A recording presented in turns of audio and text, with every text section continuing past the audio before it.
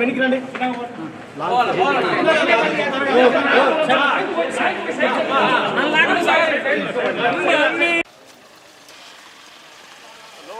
లోగలే ఎక్కిపోయింది కదా.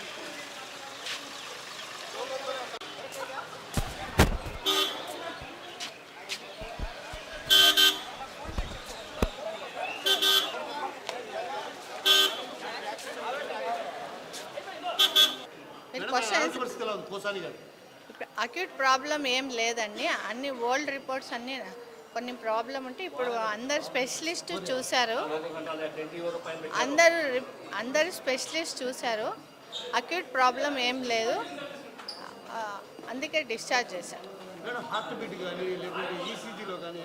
అన్నీ నార్మల్ ఉన్నాయి, ఏం తేడా లేదు. ఈసీజీలో నార్మల్ ఉంది, ట్రోపోనిన్ టెస్ట్ కూడా నార్మల్ ఉంది. గ్యాస్ ట్రబుల్లో గ్యాస్ట్రైటిస్ ఉంది ఆయన.